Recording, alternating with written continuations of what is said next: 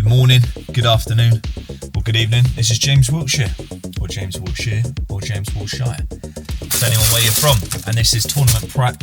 No, it's not. It's tournament season, episode 5. Right, ignore the state of myself at the moment. I'm just about to go to the barber's this afternoon and sort it all out. But we are 2 practice days away from first PGA tournament of this, the first Order of Merit event, and this is the big one. As I've said before, all the Order of Merit events, the 5 of the year, they're the ones that count for the Order of Merit points in the West region, get top 3, go through the PGA playoffs, etc. Win that. BMW Wentworth, and we'll see what happens there. Is there anything better than a Pano Raisin? You can say no, but you'll be wrong. Alright, starting off with some putting practice. So this is what I'll do most days when I'm practicing putting. I'll always use the putting mirror at some point of my practice session, and I find it's just really good to just get everything in the right place. So main focus points are left eye over the ball, and I'm trying to get the eyes down the target line. I have the tendency to get my eyes way offline, which makes it hard to get the ball starting online. Then I let my arms hang naturally, and then I just squeeze them against my lats. It just feels like then it locks the arms in position, and from there I can just go ahead and just rock the shoulders. When I'm doing this, I'll put a very large focus on getting everything perfect, so I'll take slightly longer than normal, but I feel like it's important to get everything perfect when you're doing this. And then once have drilled this, I'll bring the putting mirror away and try and recreate those feelings without the putting mirror, just so you're not too reliant on using the putting mirror. And I think, like I just said, going back and forth really helps, because it's hard to learn the right feels if you're just using the putting mirror without going back and forth. So go back and forth, and it feels pretty good. Then I'll just move around to different areas and hit putts with different breaks, and just try and just implement exactly the same feels. And now you're going to see me go on to do some stuff which I definitely have not done enough of up until this point, and it is working on this stuff, the wedge play.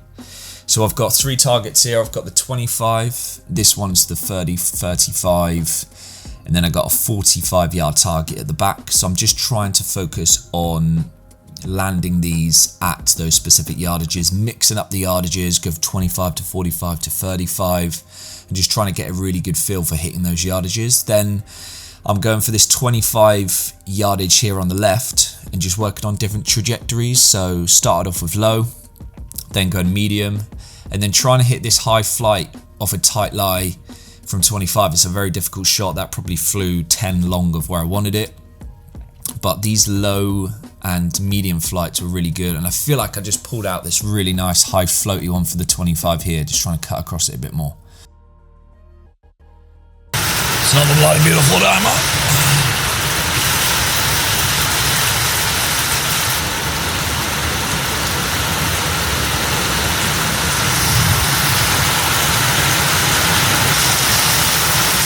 Glorious.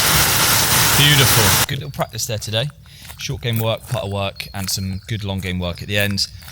Some of the swings that you saw were super slow and exaggerated, and I can't stress enough how much this has helped.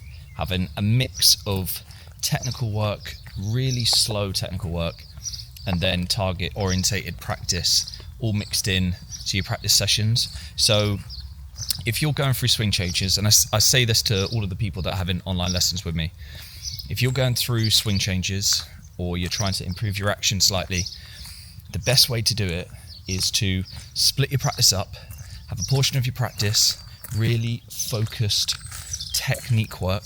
So this is not just hitting balls.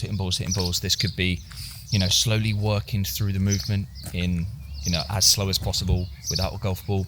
Then moving into some even like 20% drills where you're hitting golf ball, but you're focusing on the technique, but you're doing it at 20% while still trying to make contact. Just allows your brain more time to really fill those movements out, and then go into full speed, trying to exaggerate the movements, trying to feel the movements.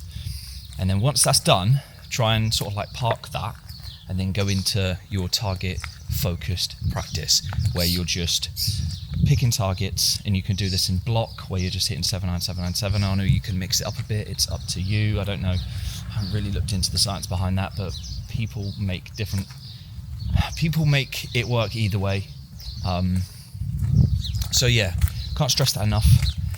If you I'm going to try and go into a bit more of this kind of stuff through this vlog, and yeah, tournament coming up this week. Got one more full day of practice tomorrow. We're going to go to Bovey.